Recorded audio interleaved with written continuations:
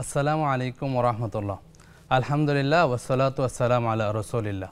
1446 হিজরির 18 জিলকদ রোজ শনিবার এই পরন্ত বিকেলে সবাইকে স্বাগত জানাচ্ছি আপনাদের প্রিয় অনুষ্ঠান বেকমেস বিস্কিটস নিবেদিত ইসলাম জীবন বিধানে। সঞ্চালনায় আছি আমি ডাক্তার জুবাইর আল মাহমুদ। আমাদের সাথে আজকে যিনি অতিথি হিসেবে এসেছেন আমাদের সম্মানিত শায়েখ আলমেদিন, বিশিষ্ট লেখক, চিন্তাবিদ এবং আলমেদিন শায়েখ অধ্যাপক ডাক্তার এবিএম হিফজুল্লাহ, অধ্যাপক ডক্টর এবিএম হিজবুল্লাহ। আসসালামু আলাইকুম রহমতুল্লাহ। ওয়ালাইকুম আসসালাম রাহমাতুল্লাহি ওয়া বারাকাতুহু। শেখ কেমন আছেন? আলহামদুলিল্লাহ ভালো আছি। জাযাকাল্লাহ খাইরান শেখ, আপনি অনেক কষ্ট করে আমাদেরকে সময় দিয়েছেন। সবাই আলহামদুলিল্লাহ কষ্ট করে আসছে, এই জন্য সবাইকে আন্তরিক মোবারকবাদ। প্রিয় দর্শক, আপনারাও সংযুক্ত হতে পারেন আমাদের সাথে স্ক্রিনে প্রদর্শিত নম্বরটিতে ফোন কলের মাধ্যমে। এছাড়াও সংযুক্ত হতে পারেন আমাদের ফেসবুক পেজে নেক্সাস টেলিভিশন ইসলামিক, এই পেজে প্রচারিত লাইভে কমেন্ট করার মাধ্যমে। এছাড়াও সাবস্ক্রাইব করতে পারেন নেক্সাস টেলিভিশন ইসলামিক ইউটিউব চ্যানেলে। প্রিয় দর্শক, আমরা অতীব গুরুত্বপূর্ণ যে বিষয়টি নিয়ে আজকে আলোচনা করব তা হলো ওয়াকফ সম্পত্তি সংরক্ষণ ও ব্যবহার। এই সম্পর্কে আমরা শাইখের কাছ থেকে আরও বিস্তারিত জানবো ইনশাআল্লাহ। যে শাইখ, আজকে আমরা যে বিষয়টি নিয়ে আলোচনা করব ওয়াকফ সম্পত্তি সম্পর্কে, এর সংরক্ষণের উপায়গুলি কি এবং ব্যবহার সম্পর্কে। জাযাকুমুল্লাহ। নাহমাদুহু ওয়া নুসাল্লি আলা রাসূলিহিল কারীম, আম্মা বা'দ। আসলে ওয়াকফ শব্দটা হচ্ছে আরবি শব্দ। জি। এর অর্থ হচ্ছে কোনো সম্পত্তি, স্থাবর হোক অস্থাবর হোক, এটাকে নিজ মালিকানা থেকে স্থানান্তর করা, নিজ মালিকানা থেকে এটাকে অবমুক্ত করা, করে কোনো একটা বিষয়ের জন্য সেটাকে নির্ধারণ করে দেয়া, এটাকেই বলা হয় ওয়াকফ। এবং এই ওয়াকফটা করা হয় মূলত আল্লাহর সন্তুষ্টি অর্জনের উদ্দেশ্যে। এবং এই ওয়াকফ যে সম্পত্তিগুলো আছে এগুলো ওয়াকফ করা হয়। এই সম্পত্তিগুলি ওয়াকফের পর যিনি ওয়াকফ করেছেন তিনি যেমন ভোগ করতে পারেন না, তেমনিভাবে তার সন্তানেরাও এর ভোগ দখল রাখতে পারে না। হ্যাঁ, সংরক্ষক হিসাবে তারা সেটা দেখভাল করতে পারে, কিন্তু ভোগের ক্ষেত্রে যদি তাদের জন্য কোনো স্পেস না রাখা হয় তাহলে সেটা তারা ভোগও করতে পারেন না। এই জন্য ওয়াকফকে অনেকে তিন ভাগে ভাগ করেছেন: ওয়াকফ ফি সাবিলিল্লাহ, আর ওয়াকফ লিল আওলাদ ও আল আওলাদ, আরেকটা হচ্ছে ওয়াকফ আল মখলুত। তো যেটা ওয়াকফ আমরা যে আলোচনাটা করছি এটা মূলত ওয়াকফ ফি সাবিলিল্লাহ যেটা আছে এটাকে কেন্দ্র করে করা হচ্ছে। জি। এটা নিরেট আল্লাহর সন্তুষ্টি অর্জনের জন্য এটা করা হয়। আর ওয়াকফ আলাল আওলাদ যেটা হয় সেটা হয় যে যিনি ওয়াকফ করেন তিনি তার সন্তানদের দিকে খেয়াল করে কিছু জমি নির্ধারণ করে সেটা সন্তানদের জন্য আপনার ওয়াকফ করে রাখেন। আর একটা মজার ব্যাপার হচ্ছে যে ওয়াকফ সম্পত্তি ওয়াকফ হওয়ার পরে সেটা আর বেচা বিক্রি করা যায় না, মালিকানা হস্তান্তর করা যায় না, যে কারণে সন্তানরা চাইলেও সে সম্পত্তি বিক্রি করতে পারবেন না। তবে হ্যাঁ, সেখান থেকে উৎপাদিত ফসল, সেখান থেকে আপনার প্রাপ্য আপনার মানে অর্থ তারা মিরাজ সূত্রে সেগুলি বন্টন করে নিতে পারবেন, এটা করতে পারবেন। আরেকটা হচ্ছে ওয়াকফে মখলুত যেটা আছে সেটা হচ্ছে মিশ্র, যেটা আপনি আল্লাহর রাস্তায় দান করেছেন সেটাও আপনি মানে সেখানেও ব্যবহার করতে পারবেন, আবার সন্তানদের জন্য সেটা ব্যবহার করতে পারবেন। এবং এই ক্ষেত্রে বিভিন্ন পর্যায়ে আছে, সেগুলি মানে যখন এটা ব্যবহার হয় সেক্ষেত্রে সেটাকে সামনে রেখে সে কাজগুলো করা হয়। তো আমাদের এই প্রচলিত যে ওয়াকফ, এই ওয়াকফটার এই সূত্র দেখা যায় আমাদের প্রিয় নবী রাসূলুল্লাহ সাল্লাল্লাহু আলাইহি ওয়াসাল্লাম থেকে এসেছে। তখন থেকেই এর প্রবর্তন চালু হয়েছে এবং এটা মানে আজও পর্যন্ত বিদ্যমান আছে।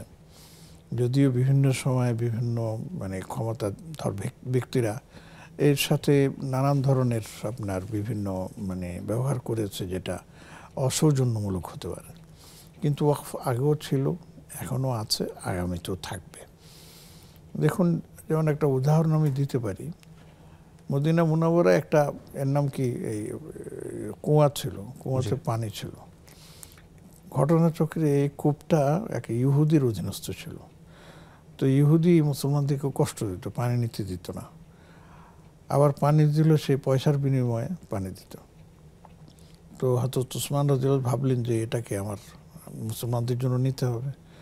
তো তিনি প্রস্তাব দিলেন সেই ইহুদিকে যে তুমি এটা বিক্রি করে দাও আমার কাছে। কিন্তু সে রাজি হলো না।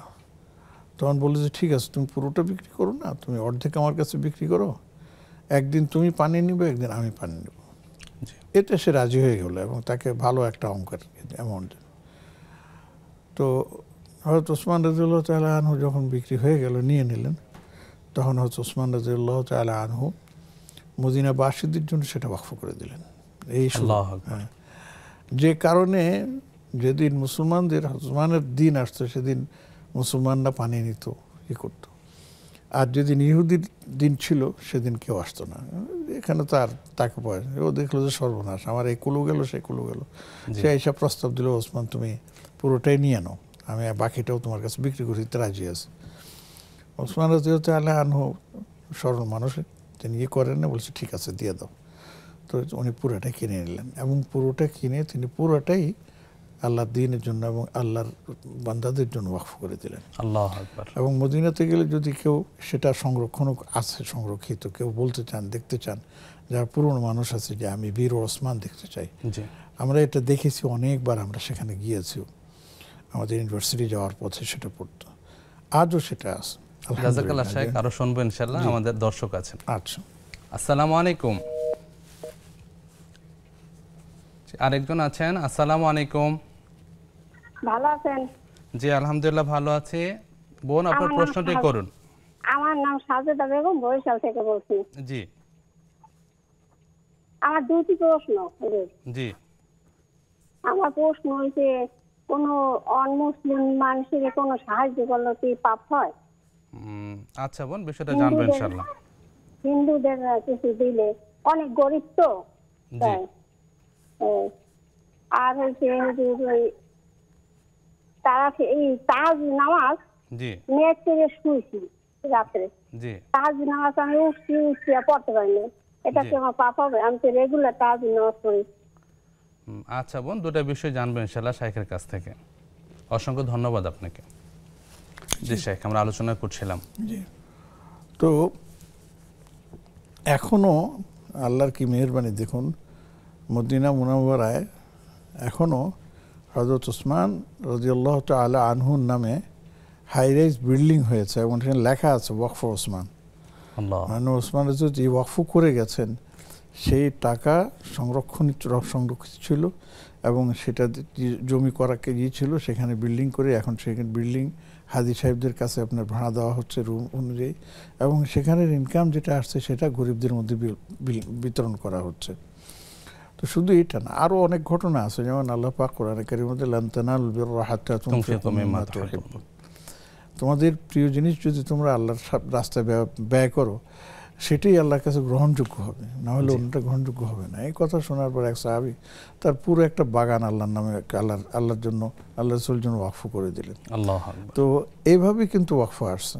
যেমন নাকি এখন দেখেন, এই যে আমাদের সারা দুনিয়াতে, সারা বিশ্বে যে সমস্ত মসজিদগুলো আছে, মসজিদ দুই প্রকার, একটা হচ্ছে ওয়াকফ জমির উপরে মসজিদ, আরেকটা হচ্ছে আপনার এটা নাকি সাময়িক, যে আপনি মসজিদ বানালেন, কিছুদিন পরে সেটা আপনি স্থানান্তর করে বা সেটাকে অন্য কিছু করতে পারেন, স্থায়ী না। কিন্তু ওয়াকফকৃত জমিনের মধ্যে যদি মসজিদ হয়, তাহলে সেটা স্থায়ী, সেটা যেমন ভাঙা যাবে না, সেটা কেমন অন্য কাজেও ব্যবহার করা যাবে না।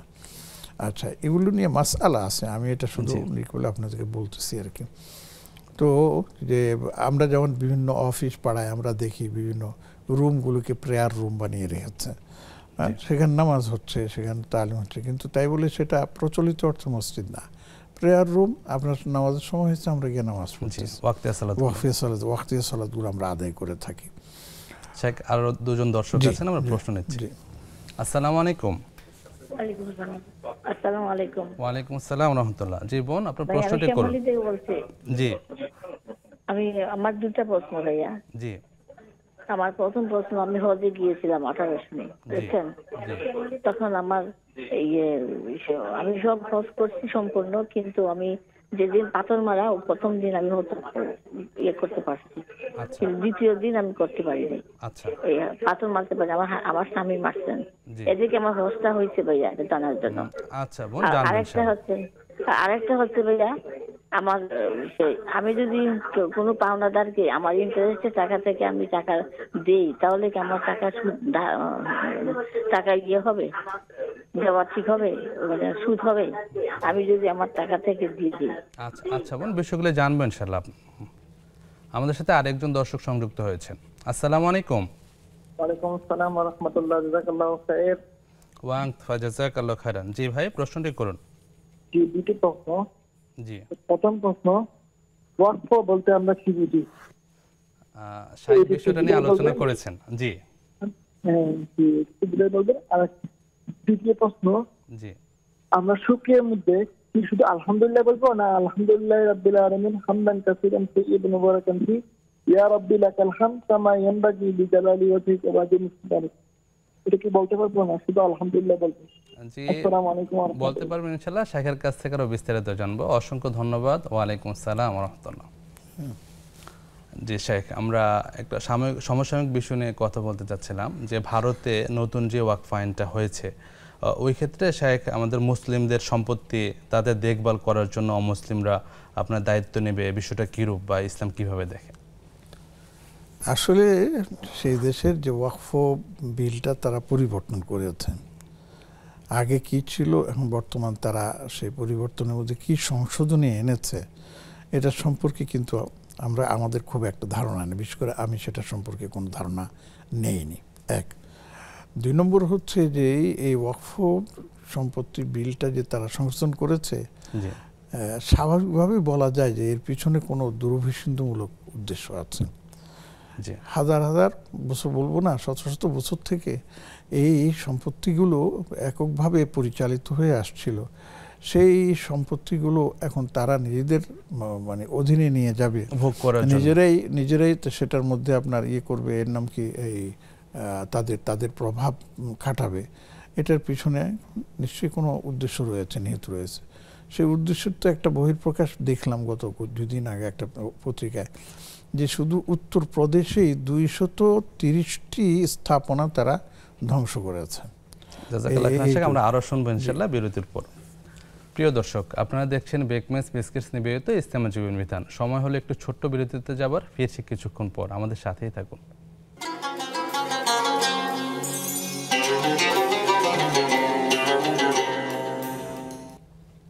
আসসালামু আলাইকুম রহমতুল্লাহ। বিরতির পর আবারও স্বাগত জানাচ্ছি আপনাদের প্রিয় অনুষ্ঠান বেকমেস বিস্কিটস নিবেদিত ইসলামী জীবন বিধানে। আমাদের সাথে আছেন শাইখ প্রফেসর ডক্টর ABM হিজবুল্লাহ। শাইখ, বিরতির পর আবারও স্বাগত জানাচ্ছি। আমরা প্রশ্ন উত্তরে যাচ্ছি। আমাদের বোন সাজেদা বরিশাল থেকে প্রশ্ন করেছেন যে অমুসলিমদের সাহায্য করলে কি কোনো পাপ হবে কিনা? অবশ্যই না, বরঞ্চ সেখানে সওয়াব হবে। তবে একটা প্রশ্ন এখানে মাথায় রাখতে হবে, তাদেরকে যাকাত দেওয়া যাবে না, তাদেরকে সাদাকাতুল ফিতর দেওয়া যাবে না, যেহেতু যাকাত ইবাদতের অন্তর্ভুক্ত আর সাদাকাতুল ফিতর ইবাদতের অন্তর্ভুক্ত। এছাড়া অন্য যে কোনো আপনি তাদের কল্যাণে, তাদের সহযোগিতায় আপনি টাকা পয়সা যেভাবে দান করবেন, এটা অত্যন্ত ভালো কাজ এবং একটা দাওয়াতি কাজ। এবং আমরা যে মানে আল্লাহর বান্দাদেরকে সাহায্য করি আল্লাহর পক্ষ থেকে, আল্লাহর নির্দেশে, এটা তাদের কাছে দাওয়াত পৌঁছে দেওয়া একটা জরুরি কাজ। ঠিক আছে, আলহামদুলিল্লাহ। শেখ, বোনের দ্বিতীয় প্রশ্ন ছিল, তিনি নিয়মিত তাহাজ্জুদ আদায় করেন, তাহাজ্জুদের নিয়ত করে ঘুমিয়ে গিয়েছিলেন, ওই দিন তাহাজ্জুদ পড়তে পারেননি ওই রাতে, করণীয় কি বা এতে কোনো পাপ হবে কিনা? জি না, কোনো পাপ হবে না।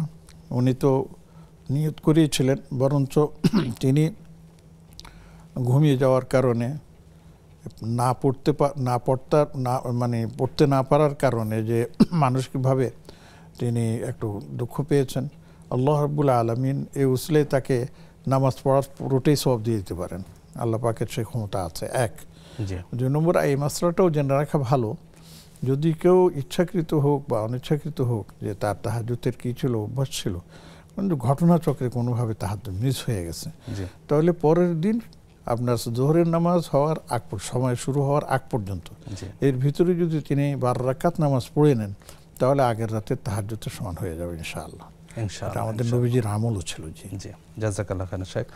আমাদের আরেক বোনের প্রশ্ন ছিল যে তিনি হজে যে পাথর মারার বিষয়টা থাকে, উনি দ্বিতীয় দিনে নিজে মারতে পারেন, তার স্বামী মেরেছেন, তো এই ক্ষেত্রে ওটা কেন কবুল হবে? অবশ্যই হবে ইনশাআল্লাহ, কারণ এই মাসালাগুলো এই জন্যে আমরা হাজী সাহেবরা যান তাদেরকে আগেই বলি যে এই বিষয়গুলো আপনারা মাথায় রেখে মাসালাগুলো জেনে তারপর যাবেন। তো উনি তো গেছেন 18 সনে বলেছেন, অনেক আগের ঘটনা, নিশ্চয়ই এতদিনে তো উনি মাসলা জেনে গেছেন, তারপরে হয়তো এটা কনফার্মেশনের জন্য তিনি আবার জিজ্ঞেস করেছেন। শরীয়তের বিধান আছে পাথর মারার ক্ষেত্রে যদি কেউ অপারগ হয়, তার মাজুর হয়, যেতে না পারে, তাহলে তার পক্ষে যদি অন্য কেউ পাথর মেরে দেন তাহলে সেই পাথরটা মানে আপনার কবুল হবে। তবে যদি ওজন না থাকে, ইচ্ছাকৃতভাবে যদি অন্যকে দিয়ে মারান, তাহলে এখানে গিয়ে অনেক আলেম বলছেন যে তাহলে তাকে দম দিতে হবে। তো আমি যেটা মনে করি যে বোন যে প্রশ্ন করছেন, নিশ্চয়ই তিনি অপারগ ছিলেন, তার ওজর ছিল, আজর ছিলেন, সেই জন্য তিনি তার স্বামী তার পক্ষে পাথর মেরেছেন। ইনশাআল্লাহ পাথর আদায় হয়ে গেছে ইনশাআল্লাহ। বোনের দ্বিতীয় প্রশ্ন ছিল যে ইন্টারেস্ট থেকে যদি যাকাত দেয়া হয় তাহলে গুনাহ হবে কিনা বা বিষয়টা কেমন? অবশ্যই গুনাহ হবে। ইন্টারেস্ট যেটা সেটা তো সুদ, জি, আর সুদ দিয়ে কোনো নেক আমল করা যায় না। জি, আপনি সুদ দিয়ে যাকাত কেন? আপনি মসজিদ তৈরি করে দিলে সেই মসজিদও তো আপনার হবে না। মানুষ নামাজ পড়বে, মানুষ নামাজের সওয়াব পাবে, কিন্তু আপনি তো পাবেন না। বরঞ্চ আপনি আল্লাহর এই হারামকে সামনে রেখে আপনি একটা নেক কামল করতেছেন, একরকম আল্লাহর সাথে তো এটা একটা বেয়াদবির শামিল, যুদ্ধ সেটা প্রয়োগ, যে আপনার হারামকৃত টাকা দিয়ে আপনার জন্য মসজিদ তৈরি করে দিয়েছে। ইন্না লিল্লাহি ওয়া ইন্না ইলাইহি রাজিউন। অতএব আমি বলবো আমার বোনকে যে আল্লাহর ওয়াস্তে এই কাজ করবেন না, বরঞ্চ ইন্টারেস্টের টাকা হাতে আসার সাথে সাথে সওয়াবেরও নিয়ত করবেন না, সওয়াবেরও নিয়ত করবেন না, তাড়াতাড়ি এটা গরিব দুঃখীদের মধ্যে বিলিত করে দিয়ে দেন যে আমি এই থেকে আল্লাহ আমাকে মুক্ত রাখেন, আল্লাহ আমি এটা দায় থেকে মুক্তি নিয়ে নেন, এবং এটার জন্য সওয়াবেরও নিয়ত করা যাবে না। বাকি আল্লাহ যদি সওয়াব দেন সেটা আল্লাহর ব্যাপার, আমরা সেই পক্ষে ফতোয়া দিতে পারবো না। জি, আমাদের সাথে দর্শক আছেন, প্রশ্ন নিচ্ছে। আসসালামু আলাইকুম। ওয়ালাইকুম আসসালাম। আসসালামু আলাইকুম। আমি ঢাকাতে বাড্ডা থেকে খুশিদা বেগম বলছিলাম। জি বোন বলুন। আমার একটা প্রশ্ন, আমার হাজবেন্ড মারা গেছে আজকে 3 মাস। জি, ওই যে 4 মাস 10 দিন দেশে বাড়িতে থাকি, ইজ্জত পালন করা লাগে না, ওটা আমি থাকতে পারি না। 1 সপ্তাহ থেকে মেয়ের সাথে আমাকে ঢাকায় নিয়ে আসে, মেয়ে চাকরি করে, একা, ছেলে মানুষ নাই, সেই জন্য আমি ঘরে আছি কিন্তু বাইরে যাই না। আমার কি ওটা গুনাহ হবে? একটু শাইখের কাছে আমার জানা দিচ্ছে। জি বোন, জানবেন ইনশাআল্লাহ আমরা শাইখের কাছ থেকে। অসংখ্য ধন্যবাদ আপনাকে। আমাদের সাথে আরেকজন আছেন। আসসালামু আলাইকুম। দুঃখিত, সংযোগটি বিচ্ছিন্ন হয়েছে। শাইখ, পরের প্রশ্ন যাচ্ছি। আমাদের আরেক ভাইয়ের প্রশ্ন ছিল যে শুকরিয়া আদায়ের ভাষা হিসেবে আলহামদুলিল্লাহর পাশাপাশি অন্য কিছু বলা যাবে কিনা, বা হাদিসে আর কি কি ভাষা এসেছে? না, আসলে শুকরিয়ার ব্যাপারে আমরা যতটুকু দেখেছি যে আলহামদুলিল্লাহ এতটুকু বললেই আপনার শুকরিয়ার আদায় হয়ে যায়। জি, এখন আমরা যদি এখানে আর একটু বাড়ি আলহামদুলিল্লাহ তাতিম্মু বিহি নি'মাতুস সালিহাত বলি, এগুলো হতে পারে, অসুবিধা নেই। আর উনিও যে দোয়াটা পড়ছেন সে দোয়াটাও আপনি পড়তে পারেন, কোনো সমস্যা নেই। তবে আলহামদুলিল্লাহ পড়লে যথেষ্ট হয়ে যাবে, এটাই হলো মূল কথা। জি, জাযাকাল্লাহ শেখ। আমাদের অনলাইনে ভাই জহিরউদ্দিন 2টা প্রশ্ন করেছেন। ওনার প্রথম প্রশ্ন ছিল অভাব, দরিদ্রতা, অসচ্ছলতা থেকে মুক্তির জন্য ইসলামী অর্থনীতি কি কি নীতিমালা দিয়েছে? ইসলামী অর্থনীতির মূল নীতিমালাই তো হচ্ছে যে কাউকে ঠকানো যাবে না, নিজেও ঠকা যাবে না। জি, কাউকে আমি ঠকাবো না আর নিজেও ঠকবো না। যদি এই নীতির উপর আমল করে আমরা যদি সামনে অগ্রসর হই ব্যবসা বাণিজ্য এই সব কিছুতে, তাহলে আল্লাহ পাক তাতে আমাদেরকে বরকত দিবেন নিশ্চিত, কোনো সন্দেহ নাই। 1 আর 2 নম্বর হচ্ছে যে সচ্ছলতা অসচ্ছলতা এটা বান্দার হাতে না, এটা আল্লাহর হাতে। আল্লাহ কাউকে দিয়ে পরীক্ষা করেন, কারো থেকে নিয়ে পরীক্ষা করেন। কাউকে আল্লাহ পাক দেন, দেখেন যে সে সঠিকভাবে সেটা ব্যবহার করছে কিনা, আর কাউকে আল্লাহ পাক দেন না, আল্লাহ পাক জানেন যে তাকে দিলে সে অন্যায় পথে ব্যবহার করবে, অথবা সে এটার মানে আপনার সঠিক ব্যবহার করবে না, এই জন্য সে গুনাহে লিপ্ত হয়ে যেতে পারে, এই জন্য তাকে দেন না। আবার তিনি এটাও পরীক্ষা করেন যে আসলে আমি না দেওয়ার কারণে আমার উপর তার কতটুকু ধৈর্যশীলতা আছে, সেটাও আল্লাহ পাক পরীক্ষা করেন। অতএব আমাদের কাজ হচ্ছে যে আল্লাহ রাব্বুল আলামিন যে নীতিমালা আমাদেরকে দিয়েছেন বা আমাদেরকে যে বিধান দিয়েছেন, আমরা তার উপরে এগিয়ে যাব, সামনের দিকে এগিয়ে যাব। তাহলে ইনশাআল্লাহ এর মাধ্যমে আমার স্বচ্ছতা, আমার হালাল উপার্জন, এটাকে সামনে রেখে আল্লাহ পাক এর মধ্যেই আমাদেরকে কীভাবে যে বরকত দিবেন সেটা আপনিও টের পাবেন না। অতএব আমি ভাইকে বলবো যে নিয়ে আপনি পেরেশান হওয়ার কিছু নেই, আপনি দোয়া করতে থাকেন এবং দোয়া করে সামনের দিকে অগ্রসর হতে থাকেন। এবং একটা দোয়া আছে, যদি এটা পারেন, আল্লাহুম্মা কফিনা বিহালালিকা আন হারামিক ওয়া আগনিনা বিফদলিকা আম্মান সিওয়াক, এটা অবশ্য ঋণগ্রস্তদের জন্য, আবার যারা অভাব আছে তাদের জন্য এই দোয়াটা প্রযোজ্য, যে আল্লাহ আমাকে আপনি কি জানি বলে আপনি ছাড়া অন্য কারো সব ক্ষেত্রে মুখাপেক্ষীহীনতা দেন এবং আমার সম্পদে বা ইয়েতে আমাকে আপনি বরকত দান করুন। জি, জাযাকাল্লাহ খাইরান শেখ। পরের প্রশ্ন ছিল ভাইয়ের যে সন্দেহ বা অনুমান ভিত্তিক ধারণা সম্পর্কে ইসলাম কি বলে? ইসলাম এটাকে খুব কঠোরভাবে নিষেধ করেছেন। আর এই ভাইয়ের ওই আগের প্রশ্নের আরেকটা দিনও বলে দেই, সেটা হচ্ছে একটা দোয়া আছে, আল্লাহুম্মা বারিক লানা ফিমা রাযাকতানা ওয়া কান্নি'না ফিমা আতাইতানা। হ্যাঁ, যে আল্লাহ আমাকে যে রিজিক দিয়েছেন বরকত দিন, আর যতটুকু দিয়েছেন তার উপর সন্তুষ্ট থাকার তৌফিক দান করুন। এই দোয়াগুলো পড়লে ইনশাআল্লাহ মনটা ফ্রেশ হবে। আর দ্বিতীয় প্রশ্ন যেটা, এটা সূরা হুজুরাতে যদি তিনি পড়েন তিনি পেয়ে যাবেন, সম্ভবত 11 নম্বর আয়াতের মধ্যেই আছে, ইন্না বা'দায-যন্নি ইসম, যে মানে কারো সাথে মানে কোনো রকমের ধারণা করে কিছু বলা, এটা সম্পূর্ণ নিষিদ্ধ এবং এটা সম্পূর্ণ আল্লাহ পাক কি জানি বলে এটাকে হারাম করে দিয়েছেন।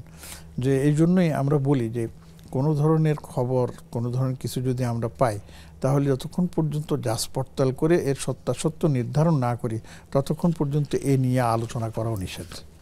বুঝলে, কোরআনে আছে না, ইয়া আইয়ুহাল্লাযীনা আমানু ইয়া আইয়ুহাল্লাযীনা আমানু লা ইয়াগতাব বা'দুকুম বা'দ ইন্না বা'দায-যন্নি ইসম, ইন্না বা'দায-যন্নি ইসম। এখানে বলা হয়েছে যে একজন আরেকজনের প্রতি আপনার ধারণা করে কথা বলা, এটা সম্পূর্ণ ভুকে আল্লাহ পাক বলছে এটা গুনাহের কাজ। অতএব আমরা ধারণা করে যেন কথা না বলি। জি, আল্লাহ তাআলা আমাদের সচেতন থাকার তৌফিক দিন। শেখ, আমরা আরো দুজন দর্শককে সংযুক্ত করছি। আসসালামু আলাইকুম। আসসালামু আলাইকুম। ওয়া আলাইকুম আসসালাম ওয়া রাহমাতুল্লাহ। জি বোন, নাম বলে প্রশ্নটি করুন। হুজুর, আমার নাম মৌসুমী, আমি চাঁদপুর থেকে বলছি। জি, আমার ভাইয়ের মেয়ে আর কি ফানিতে 1.5 বছর, আল্লাহর রহমতে এখন ভালো আছে। এখন গ্রামের মানুষ বলতেছে ডিম মুছে নাকি ফানিতে ফেলতে হয়। এখন এটা কতটুকু মানে শরীয়ত সম্মত, এবং নাকি গাছ কাটতে হয় সকালবেলা? আচ্ছা বোন, বিষয়টা জানবেন ইনশাআল্লাহ শেখের কাছে। আচ্ছা, আসসালামু আলাইকুম। ওয়া আলাইকুম আসসালাম ওয়া রাহমাতুল্লাহ। জি, আমাদের সাথে আরেকজন আছেন। আসসালামু আলাইকুম। ওয়া আলাইকুম আসসালাম ওয়া রাহমাতুল্লাহি ওয়া বারাকাতুহু। হুজুর, আমার 4টা প্রশ্ন। জি, প্লিজ। জি হুজুর, আমার 1 নম্বর প্রশ্ন হইছে, জি তারা 2 ভাই। জি, 2 ভাইয়ের মধ্যে প্রথম বড় ভাইয়ের কাছে বিয়ে হয় মহিলার। জি বোন। বিয়ে হইলে পরে বড় ভাই মারা যায়, দেবরের সাথে বিয়ে হয়। জি, বিয়ে হইলে দেবর কিছুদিন হইছে মারা গেছে। এখন আমার প্রশ্ন হইল যে প্রথম যে মহিলার এলার মানে হাসরের ময়দানে কার সাথে মিলন হবে? আচ্ছা বোন, বিষয়টা জানবো ইনশাআল্লাহ। জি, আর আছে হুজুর আমার 3টা প্রশ্ন। জি জি, সংক্ষেপে করুন, পরের প্রশ্নটা করুন। আচ্ছা আচ্ছা আচ্ছা, ঠিক আছে। এই যে আমরা যে আজানের জবাব দেই, জি, এটা কি মানে একজনে দিলে হবে, 4-5 জন থাকলে, না সবাইকে দিতে হবে? আচ্ছা বোন। জি, আর 3 নম্বর প্রশ্ন হচ্ছে হুজুর, আমার ছেলে মাদ্রাসায় যায় না, একবার আমার কষ্ট করছে, অনেক চেষ্টার পরও মানে মা বাবার কথাও শুনে না, অনেক মারামারি করা হইতাছে। জি, এখন আমরা কি করব যদি একটু আমাদেরকে বলতেন। আচ্ছা আচ্ছা বোন, আমরা বিষয়গুলো জানবো ইনশাআল্লাহ। আপনাকে অসংখ্য ধন্যবাদ। প্রিয় দর্শক, আপনারা উপভোগ করছেন নেক্সাস টেলিভিশনের নিয়মিত আয়োজন বেকমেস বিস্কিটস নিবেদিত ইসলাম জীবন বিধান। সময় হলো আরেকটি বিরতিতে যাবার, ফিরছি কিছুক্ষণ পর।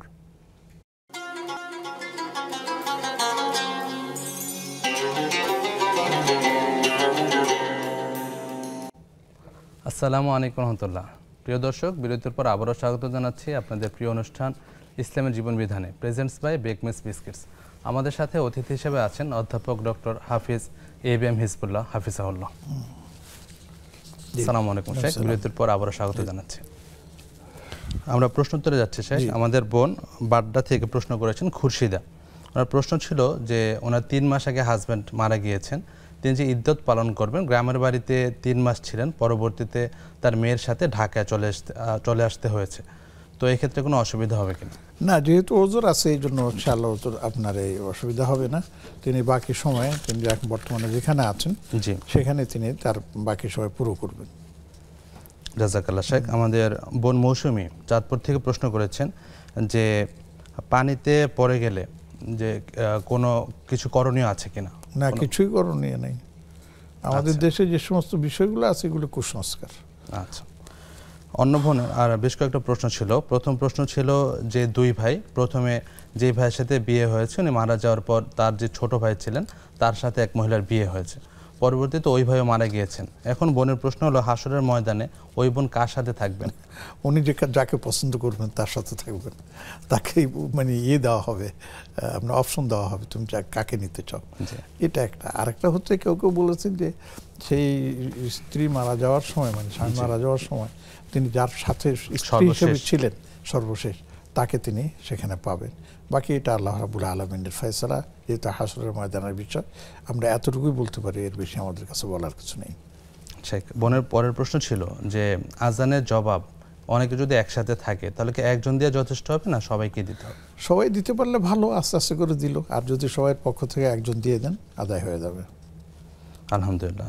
বোনের পরে একটা নসিহত চেয়েছেন আপনার কাছ থেকে। ওনার এক ছেলে এক পারা হিফজ করেছেন, পরবর্তীতে ওনাকে কোনোভাবে মাদ্রাসায় পাঠানো যাচ্ছে না, এখন করণীয় কি বা কি করতে হবে? করণীয় হচ্ছে আল্লাহর কাছে দোয়া করতে হবে, স্বামী স্ত্রী দুজনে মিলে, বাবা মা মিলে, যে আল্লাহ আপনার কালাম পাক হেফজ করার জন্যই তো ছেলেকে দিয়েছে। জি। আল্লাহ আপনি তার অন্তরের মধ্যে আপনার কালামের মহাব্বত দিয়ে দিন, আপনার মহাব্বত দিয়ে দিন। এক, এটা তো হচ্ছে পিতামাতার পক্ষ থেকে। এবং মাদ্রাসায় যিনি ওস্তাদরা আছেন, অভিভাবক আছেন, তাদের সাথে যোগাযোগ করতে হবে। ছেলে তো আসতে চাচ্ছে না, কারণ আমরা কি করতে পারি?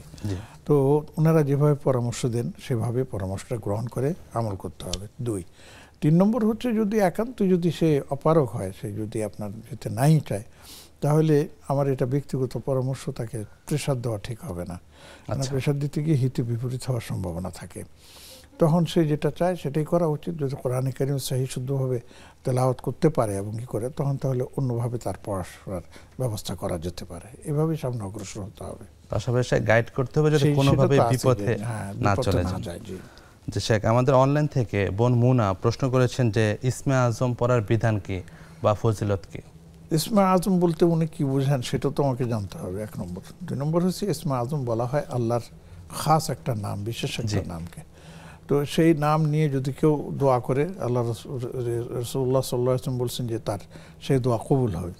তো এই জন্য বিভিন্ন ধরনের দোয়া আছে, যেমন আল্লাহুম্মা ইন্নী আসআলুকা বিসমিকাল আযম আল্লাযী ইযা সুইলতা বিহি আতাইত ওয়া ইযা দুইতা বিহি আজাবত।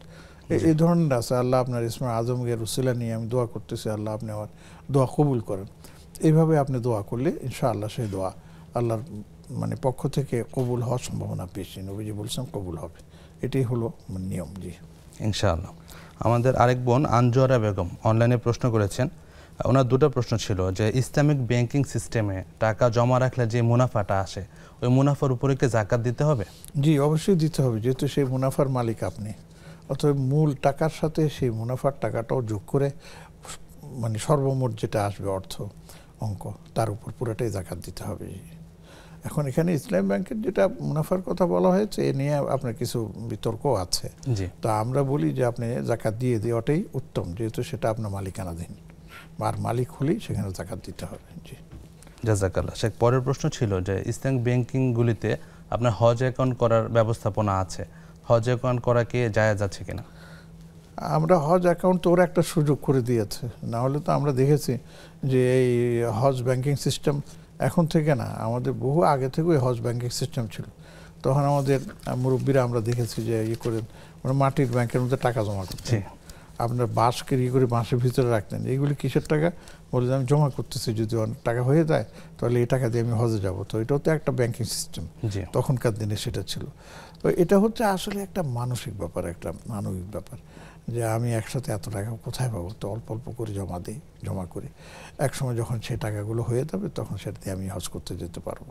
এটা জায়েজ আছে এবং এটা ভালো একটা মানে ভালো একটা উদ্যোগ। তবে একটা কথা মনে রাখতে হবে, সেই এটা গ্রহণ করলে যদি এটা যাকাত পরিমাণ নেশাব হয়ে যায় তাহলে কিন্তু যাকাত দিতে হবে, হজে যাওয়ার আগ পর্যন্ত দিতে হবে, ঠিক আছে? আর যখন হজে যাবেন তখন তো এই টাকা খরচ হয়ে গেছে, তখন আর যাকাতের প্রশ্ন উঠবে না।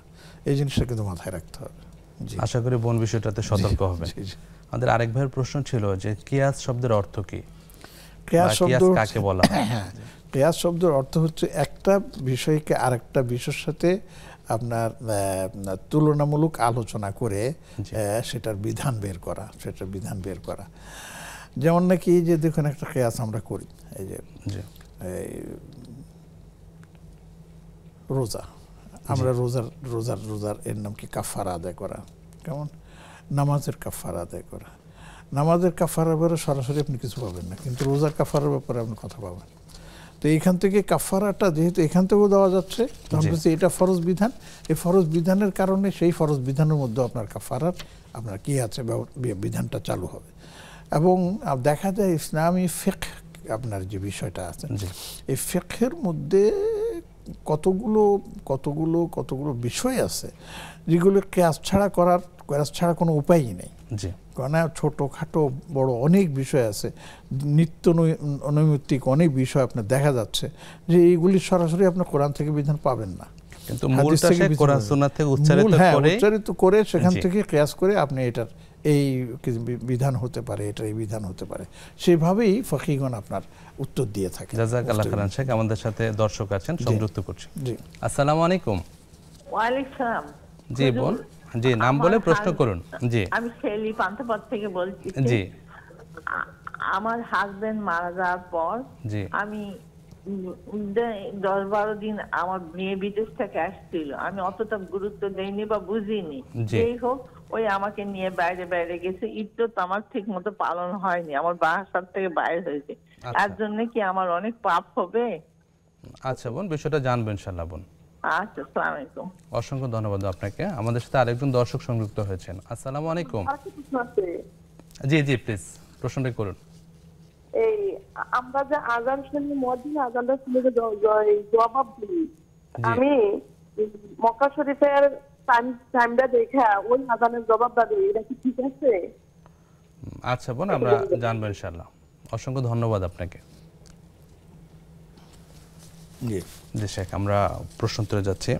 আমাদের বোন যে প্রশ্নটা করলেন যে ওনার হাজব্যান্ড মারা যাওয়ার পর উনি 10-12 দিন পর ওনার মেয়ের সাথে বাইরে বের হয়ে গিয়েছিলেন, তিনি ইদ্যতের বিষয়টা তখন অতটা ভালোভাবে জানতেন না, তো উনি যে নিয়মকানুনগুলি পালন করতে পারেননি, এই জন্য কি গুনাহ হবে বা করণীয় কি? আসলে যেটা অনিচ্ছাকৃত হয়ে যায় বা না জানার কারণে হয়ে যায়, পরে যখন সেটা জানা যায়, এরপরে যদি তিনি তওবা করেন যে আল্লাহ আমি তো জানতাম না, ভুল হয়ে গেছে, ইনশাআল্লাহ আল্লাহ পাক তো তওবাকারীকে এবং গুনাহ যারা ক্ষমা চান তাদেরকে অত্যন্ত ভালোবাসেন, মহব্বত করেন, যে আমি আমার গুনাহের স্বীকৃতি দিচ্ছি, আমি জানতাম না এটা স্বীকৃতি দিয়েছি, আমার দ্বারা হয় না এটারও স্বীকৃতি দিচ্ছি, অতএব আল্লাহ আমাকে মাফ করে দেন। অবশ্যই ইনশাআল্লাহ আল্লাহ আপনাকে ফেরত দেবেন না, আল্লাহ আপনাকে বঞ্চিত করবেন না, আপনি মাফ পেয়ে যাবেন ইনশাআল্লাহ। আর যেহেতু ইদ্যতের সময় পেরিয়ে গেছে, এখন সেটা কাজাও করা যাবে না, ইদ্যতের কোনো কাজাও নাই, সুযোগ নেই। জাযাকাল্লাহ শেখ। পরের প্রশ্ন ছিল বোনের যে আযানের জবাব দেওয়ার ব্যাপারে। আমরা অনেক সময় টেলিভিশন সম্প্রচারে দেখতে পাই বা মক্কা বা মদিনা যে চ্যানেলগুলি আছে ওইখান থেকে আযান হয়, আযানের পরে কি জবাব দেওয়া লাগবে? আসলে টেলিভিশনের বা আপনার কি জানি বলে মক্কা বলেন, মদিনা শরীফ বলেন, আযান প্রচারিত হয়, সম্প্রচারিত হয়, আমাদের রেডিওতে হয়, আমাদের টেলিভিশনে হয়, এগুলির জবাব দেওয়ার ব্যাপারে আমরা বলি না। আমরা হচ্ছে আযানের জবাবটা হচ্ছে আপনি আপনার যে এলাকায় বসবাস করতেছেন, আপনার পাশের যে মসজিদ আছে সেখানে যদি আযান দেওয়া হয়, তখন সেই আযানটার জবাবটাই হচ্ছে আপনার জন্য গুরুত্বপূর্ণ। আর ওখানে যে আযানটা দিচ্ছে, যদি আপনি তাদের সাথে সাথে আল্লাহু আকবার আল্লাহু আকবার বলেন জবাব হিসাবে, আপনি সওয়াবপ্রাপ্ত হবেন, কিন্তু সেটা আযানের জবাব হিসাবে গণ্য হবে না। জাযাকাল্লাহ খাইরান শেখ। আরেকটা বিরতির সময় হলো।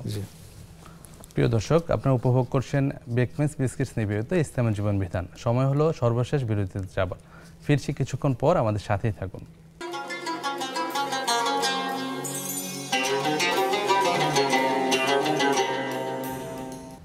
আসসালামু আলাইকুম রহমতুল্লাহ। প্রিয় দর্শক, বিরতির পর আবারও স্বাগত জানাচ্ছি আপনাদের প্রিয় অনুষ্ঠান বেকমেস বিস্কিটস নিবেদিত ইসলামী জীবন বিধানে। আমাদের সাথে আছেন শাইখ প্রফেসর ডক্টর এবিএম হিজবুল্লাহ। শাইখ, বিরতির পর আবারও স্বাগত জানাচ্ছি। আমরা প্রশ্ন তুলে যাচ্ছি। আমাদের এক ভাই প্রশ্ন করেছেন যে বর্তমান সময়ে তো দৃষ্টির সংরক্ষণ হেফাজত করা খুব কঠিন হয়ে দাঁড়িয়েছে, বাসা থেকে বের হলেই অনেকভাবেই দৃষ্টির খেয়ানত হয়ে যায়, তো এই ক্ষেত্রে দৃষ্টি হেফাজত করার উপায়গুলি কি কি?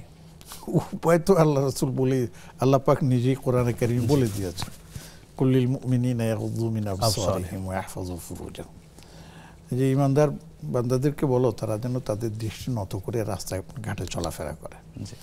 এক। 2 নম্বর কথা হচ্ছে অনিচ্ছাকৃতভাবে যদি দৃষ্টি পড়ে যায়, তাহলে সেই দৃষ্টিকে দীর্ঘায়িত না করে সাথে সাথে দৃষ্টিটা সরিয়ে ফেললে এটাও কিন্তু একটা ইবাদত। রাসূলুল্লাহ সাল্লাল্লাহু আলাইহি ওয়াসাল্লামের সাথে ফজল ইবনে আব্বাস রাদিয়াল্লাহু তাআলা আনহু, আলী রাদিয়াল্লাহু তাআলা আনহু ভাই, ওর যতটুকু মনে পড়ে একসাথে ছিলেন, এক মানে ঘোড়ার পিছনে সওয়ারি ছিলেন। তো রাস্তা দিয়ে হঠাৎ এক মহিলা যাচ্ছিল, তো ফজল ইবনে আব্বাস বারবার তার দিকে তাকাচ্ছিলেন। তো নবীজি তার হাত মানে মাথা দিয়ে মানে হাত দিয়ে তার চেহারা ঘুরিয়ে দিলেন যে না, বারবার তাকানো যাবে না। লাকান নজরতুল উলা ওয়া আলাইকা নজরতুস সানিয়া ও কামা খালা আলাইহিস সালাম। দেখো তুমি যেটা প্রথম তোমার দৃষ্টি পড়ে গেছে তিনি অস্বীকৃত, এটার জন্য তুমি ক্ষমা পেয়ে যাবে, দ্বিতীয়বার যদি যাও তাহলে ধরা খাবে। তাহলে এইভাবে যদি আমরা নিজের মনকে মানে এর নাম কি মানে সংরক্ষণ করি তাহলে আমরা বেঁচে যাবো ইনশাআল্লাহ। এবং আমি বলি যে এটা শুধু যে বাহিরে হলেই এটা হয় শুধু এমন না, অনেক সময় দেখা যায় ঘরের মধ্যে অনেক সময় অনেক ধরনের আমাদের দৃষ্টি এদিক সেদিক চলে যায়। তো এগুলো আমাদের সবসময় খেয়াল রাখতে হবে। আল্লাহ পাকের কাছে দোয়া করি, তিনি এই প্রশ্ন করেছেন এবং এই প্রশ্নের মাধ্যমে আমাদের অনেক ভাই বোন মানে এর নামকে উপকৃত হয়েছেন। আমি এই প্রসঙ্গে বলছি শুধু ছেলেদের বেলায় শুধু এটা প্রযোজ্য না, আমাদের মা বোনদের বেলাও এটা প্রযোজ্য, মেয়েদের বেলায় এটা প্রযোজ্য। এমনকি দেখা যায় হিজাবধারী হোক, বোরকাধারী হোক অথবা এমনি হোক, তাদের চেহারা তো আমরা দেখছি না, কিন্তু তারা তো আমাদেরকে দেখছেন। কিন্তু দেখে যদি তাদের মধ্যে কোনো রকমের খারাপ ইয়েটা আসে তাহলে গুনাহগার হবে।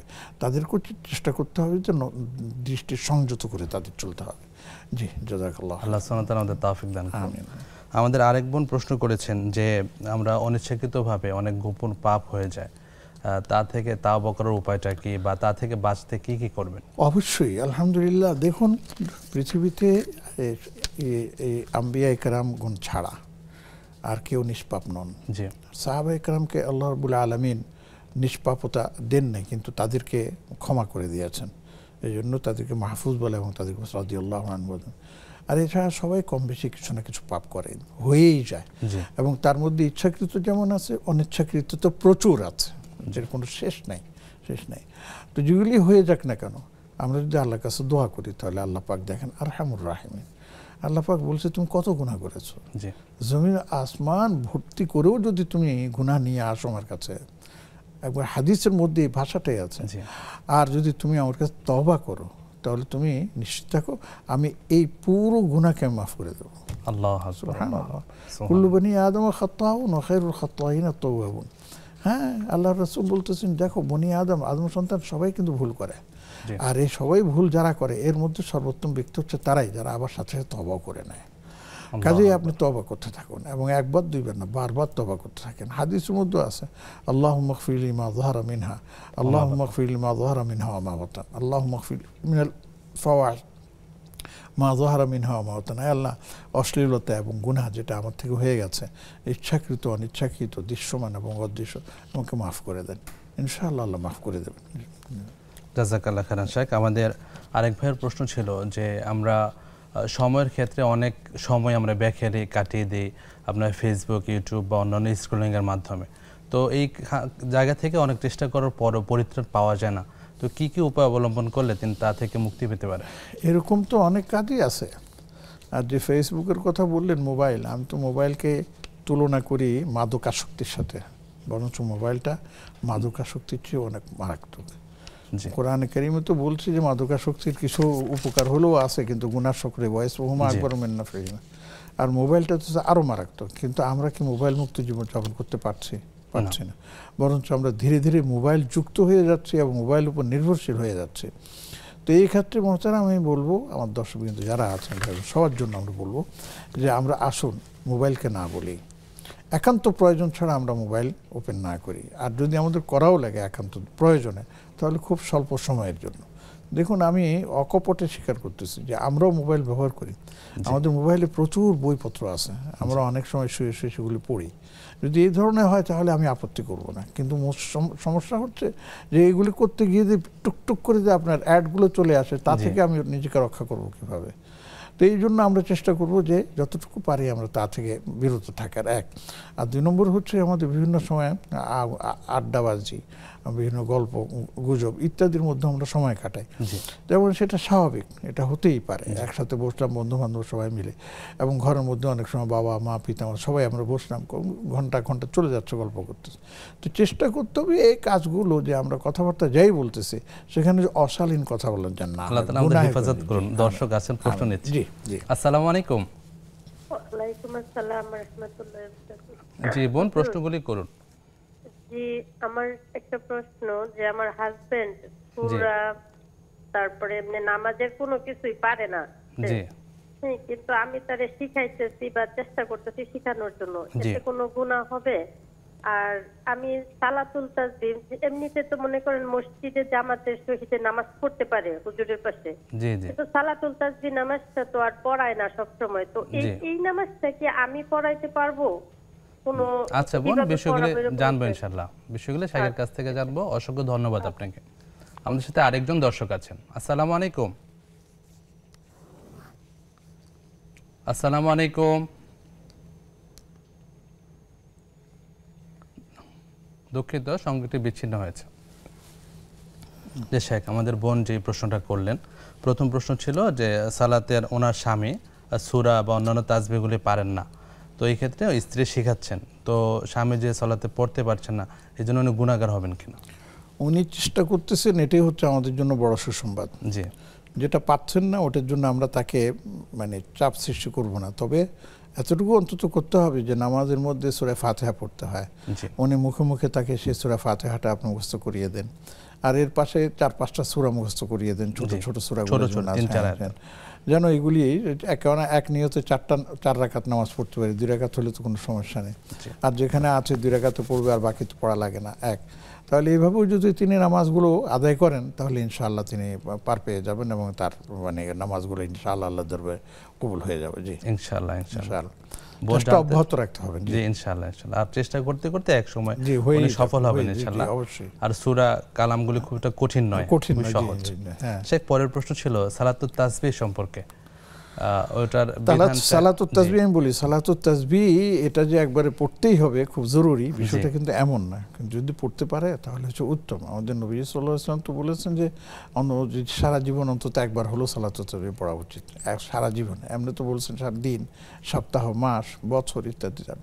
এখন কথা হচ্ছে এটা তো ব্যক্তিগত আমল, এটা জামাতের সাথে পড়া হয় না, এটা এককভাবে পড়তে হয়। এবং সে এককভাবে পড়তে গেলে যেটা বলছেন তিনি শিখিয়ে দেবেন তাকে যে প্রথম আমি তাকবীর পরে আপনি সুবহানাল্লাহ, আলহামদুলিল্লাহ, ওয়া লা ইলাহা ইল্লাল্লাহু আল্লাহু আকবার 15 বার পড়েন, তারপরে 10 বার, এইভাবে যখন যেখানে যে পড়তে হয় তিনি এটা শিখিয়ে দেবেন বা প্র্যাকটিক্যালি তিনি এটা বুঝিয়ে দেবেন, তারপরে তিনি শুরু করবেন। এর মধ্যে ভুলভ্রান্তি হয়ে গেলে ইনশাআল্লাহ আল্লাহ মাফ করে দেবেন, এটা কোনো অসুবিধা নেই। একবার 2বার একটু সমস্যা হবে, পরে নিজে নিজে ঠিক হয়ে যাবে ইনশাআল্লাহ। একটা গুরুত্বপূর্ণ বিষয় হলো সালাতুত তাসবিহটা অত জরুরি সালাত না যে পড়তে হবে বা না, ওটা তো আমি আগেই বললাম আর কি, তবে পড়তে পারলে ভালো। নবী সাল্লাল্লাহু আলাইহি ওয়াসাল্লাম তার চাচা হযরত আব্বাস রাদিয়াল্লাহু তাআলা আনহুকে এটা বলেছেন যে চাচা আপনি যদি পড়েন তাহলে অন্তত দিনে একবার, দিনে না পারেন সপ্তাহে একবার, সপ্তাহে না পারেন মাসে একবার, মাসে না পারেন আপনি বছরে একবার, যদি তাও না পারেন তো নিজের জীবনে হলেও একবার। তো এর থেকে আমাদের আলেমরা বলছেন যে এটার একটা গুরুত্ব আছে, সেই জন্য অনেকে এটার উপরে আমল করার চেষ্টা করে। যে জাযাকাল্লাহু খাইরান শেখ, পুরো অনুষ্ঠান জুড়ে আপনার কাছ থেকে আমরা অনেকগুলি প্রশ্নের উত্তর জানতে পারলাম, অনেক গুরুত্বপূর্ণ আলোচনা শুনলাম। আল্লাহ সুবহানাহু ওয়া তাআলা আপনার ইলমে আমলে সার্বিকভাবে কল্যাণ দান করুন, বারাকা দান করুন। আমিন আমিন। আমি আপনাদের সবার জন্য কল্যাণের দোয়া করতেছি, আমিও দোয়া প্রার্থী। আমিন আমিন। প্রিয় দর্শক, আপনারা উপভোগ করছিলেন আপনাদের প্রিয় অনুষ্ঠান বেকমেস বিস্কিটস নিবেদিত ইসলামী জীবন বিধান। আমরা আজকে যে বিষয়গুলো নিয়ে আলোচনা করলাম, আল্লাহ সুবহানাহু ওয়া তাআলা আমাদের উপকারী ইলম গ্রহণ করার তৌফিক দান করুন এবং তা অনুযায়ী আমল করার তৌফিক দান করুন। পাশাপাশি পরবর্তী অনুষ্ঠান দেখার আমন্ত্রণ জানিয়ে আজকের মতো এখানে শেষ করছি। সাল্লাল্লাহু আলা নবিয়িনা মুহাম্মদ ওয়া আলা আলিহি ওয়া সাহবিহি ওয়া মান তাবিআহুম বিইহসানিন ইলা ইয়াউমিদ্দিন। সুবহানাকা আল্লাহুম্মা বিহামদিক আশহাদু আল্লা ইলাহা ইল্লা আনতা আস্তাগফিরুকা ওয়া আতুবু ইলাইক। আসসালামু আলাইকুম ওয়া রাহমাতুল্লাহ।